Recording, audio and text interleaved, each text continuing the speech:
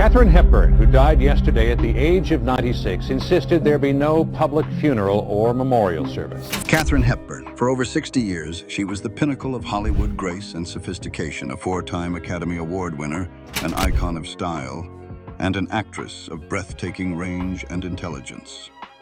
With her razor-sharp wit, that unmistakable aristocratic accent, and a timeless beauty that seemed carved from granite, she was a true Hollywood royal, an untouchable legend from the golden age.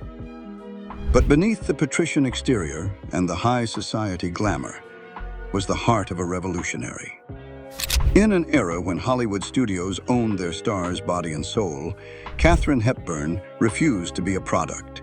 She was fiercely, unapologetically independent. She wore trousers when it was considered a scandalous act of rebellion. She spoke her mind when women were expected to be silent. She built one of the most celebrated careers in cinema history on one simple, unshakable rule. She would never, ever be told what to do. Today, we are not talking about petty feuds or backstage gossip. We are uncovering the stories of her legendary courage, the battles she waged against the most powerful men in the industry. These are the three Hollywood titans Katharine Hepburn openly defied, risking her career, her reputation, and everything she had to forge a legacy entirely on her own terms. To understand Katharine Hepburn's legendary defiance, you must first understand the world she came from. It was not the glitz and glamour of Hollywood, but the progressive intellectual environment of Hartford, Connecticut. Her father, Dr. Thomas Hepburn, was a successful urologist and a forward-thinking social reformer who taught his children to question authority and strengthen their minds and bodies. Her mother, Katharine Martha Houghton Hepburn, was a famous suffragette and birth control activist who fought tirelessly on the front lines for women's rights. Kate grew up in a household where dinner table conversations were about politics, science, and social justice. She was raised to be educated, outspoken, athletic, and utterly fearless. When she arrived in Hollywood, she brought this progressive, independent spirit with her, and it was like throwing a match into a powder keg. The Hollywood studio system of the 1930s and 40s was a feudal kingdom. Powerful studio heads were the kings, and their stars were their property. Actors and actresses were told how to dress, who to date, what to say, and what roles to play. Their lives were meticulously crafted for public consumption by studio publicity departments. Katharine Hepburn would have none of it. She saw herself not as a movie star, a manufactured product, but as a serious actress, and more importantly, as a free-thinking individual. For her, compromising her deeply ingrained principles for the sake of a movie role or a publicity stunt was simply unthinkable. Her defiance wasn't born from a diva's ego.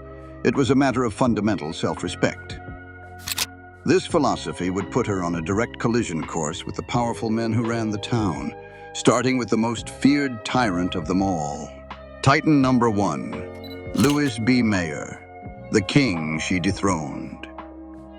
In the golden age of Hollywood, no name inspired more fear and reverence than Louis B. Mayer.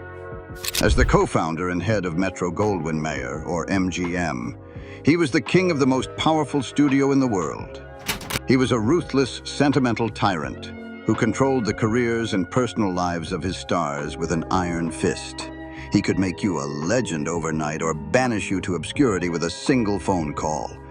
Stars like Judy Garland and Clark Gable trembled before him. But Katharine Hepburn was not like other stars. From the moment she signed with the studio, Hepburn refused to play the Hollywood game. MGM, under Mayer's rule, demanded glamour. Their female stars were expected to be flawless goddesses draped in furs and diamonds, giving breathless, pre-approved interviews to gossip columnists. Hepburn found the entire spectacle absurd. She famously eschewed dresses and makeup, preferring to stride around the studio lot in slacks and comfortable, worn-out shoes.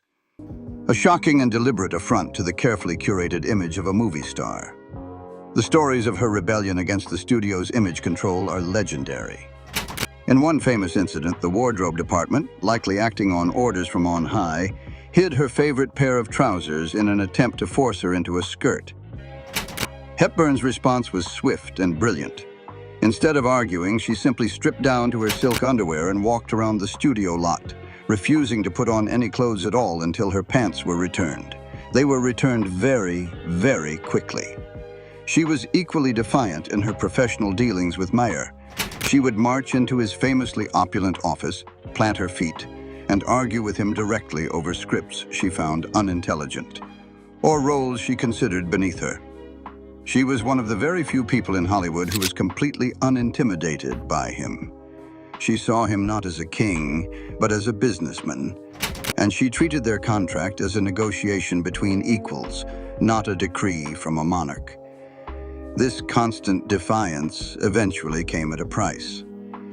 In the late 1930s, after a string of films that failed at the box office, an independent theater owner famously took out a trade ad labeling Hepburn and several other stars box office poison. The studios, including Meyer's MGM, used this as leverage to try and force her into submission, offering her subpar roles in forgettable films. They thought they finally had her cornered. They were wrong. Instead of capitulating, Katharine Hepburn orchestrated one of the greatest comebacks in Hollywood history. She bought out her own MGM contract, paying a hefty sum to gain her freedom.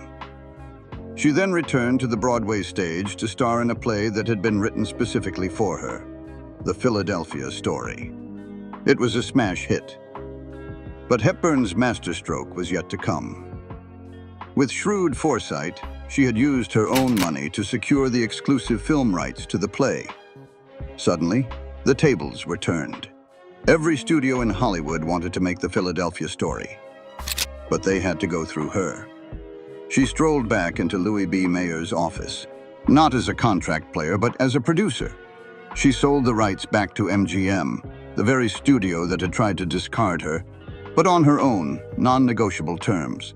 She would have final say on the director, the screenwriter, and her male co-stars. And of course, she would play the lead.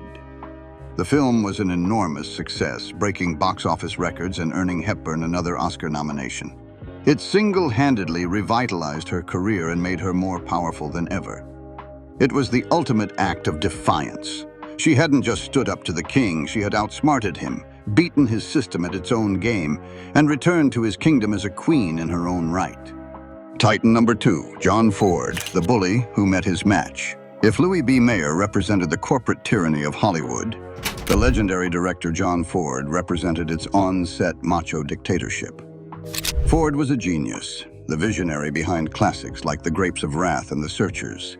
He was also a notorious bully, a hard-drinking, cantankerous autocrat who ruled his sets with fear and intimidation. He cultivated a tough, masculine atmosphere and was particularly known for his harsh, often verbally abusive treatment of his actors, especially strong-willed women. When he was hired to direct Katharine Hepburn in the 1936 historical drama Mary of Scotland, it was a collision of two immovable objects. From the very first day of production, Ford tried to establish dominance. He saw Hepburn, with her Bryn Mawr education and refined accent, as a pretentious East Coast intellectual and made it his mission to break her spirit. He would openly mock her acting in front of the cast and crew, making snide remarks about her line readings or her posture. He would criticize her looks, her walk, everything and anything he could use to get under her skin. This was his standard operating procedure, a tactic that had reduced many other actors to tears. But he had severely underestimated his leading lady. Katharine Hepburn did not cry. She did not retreat. She fought back.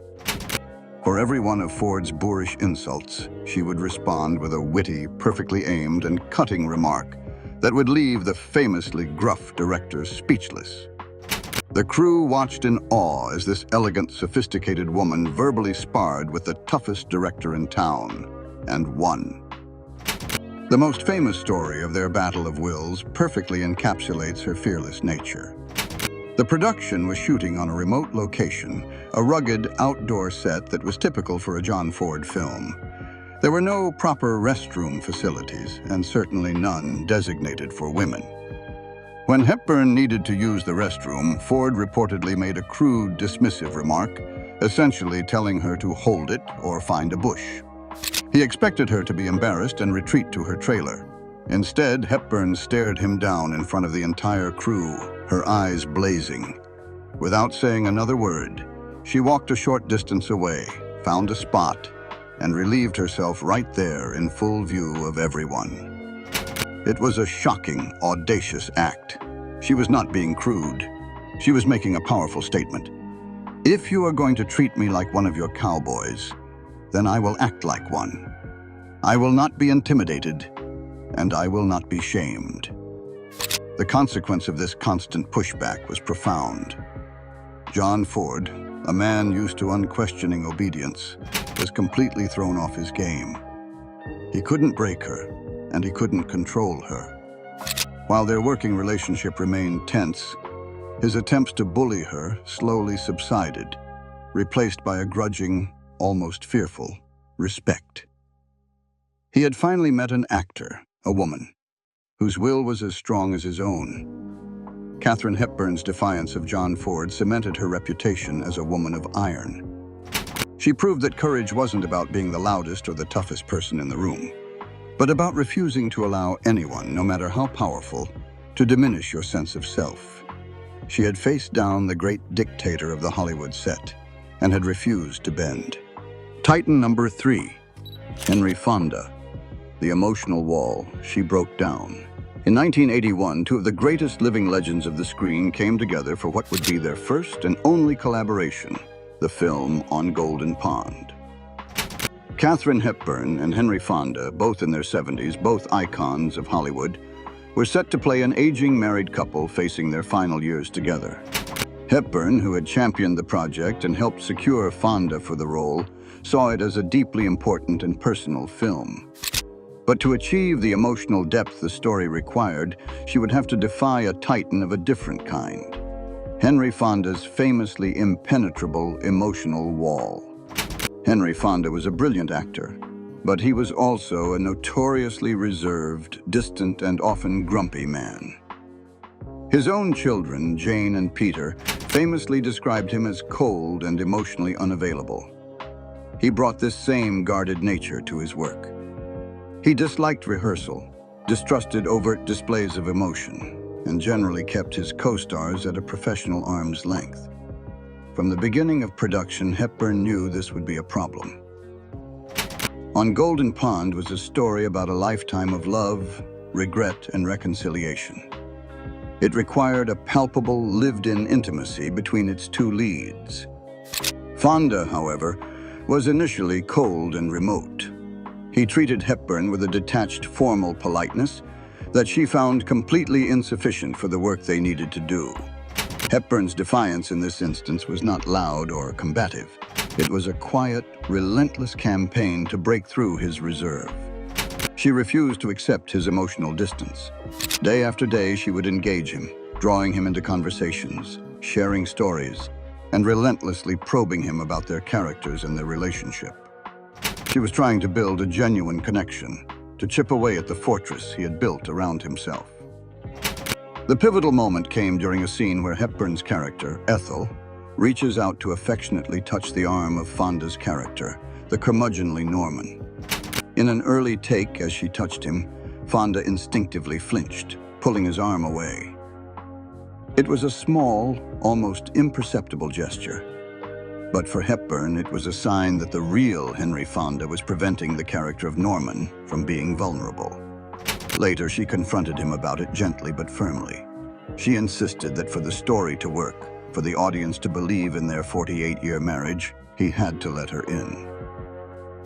"The man is going to have to let me touch him," she stated, as much a declaration as a piece of direction. She refused to settle for a superficial performance. She defied his emotional armor, constantly and gently pushing him to a place of vulnerability he rarely showed on or off the screen. Her persistence worked. Slowly but surely, Henry Fonda began to open up. He let down his guard, and a deep, genuine affection grew between the two legends. That warmth is the very soul of On Golden Pond. It radiates from the screen in every shared glance and tender moment. The consequence of Hepburn's gentle defiance was cinematic magic. Both she and Henry Fonda would go on to win Academy Awards for their performances. It would be Fonda's first and only Oscar for Best Actor, which he received just months before his death. Katharine Hepburn had defied his emotional walls not for her own ego, but for the sake of the story. In doing so, she gave her co-star the gift of one of his greatest and most moving performances, and gave the world a timeless masterpiece about love, aging, and the grace of letting someone in. Whether she was dismantling the corporate tyranny of Louis B. Mayer, standing up to the on-set bullying of John Ford, or breaking through the emotional barriers of a fellow legend like Henry Fonda, all of Katharine Hepburn's actions were guided by a single powerful principle: an unwavering and absolute commitment to her own integrity. She refused to be a product, she refused to be a victim, and she refused to be a passive collaborator in someone else's vision. In an industry built on illusion and conformity, she was a glorious, unapologetic, and authentic individual. Katharine Hepburn didn't just have a career, she forged a legacy. She proved that a woman could be powerful without being loud, that she could be strong without sacrificing her grace, and that she could command respect without demanding it. Her life is a timeless lesson that the greatest star power comes not from the roles you play, but from the fierce, beautiful, and defiant act of being completely and utterly yourself. Which of Katharine Hepburn's incredible acts of defiance do you admire the most? Is there another Hollywood legend whose courage you'd like us to explore? Let us know your thoughts in the comments below. And if you enjoyed this look into Hollywood's past, don't forget to like this video and subscribe to Vintage Vault for more incredible stories.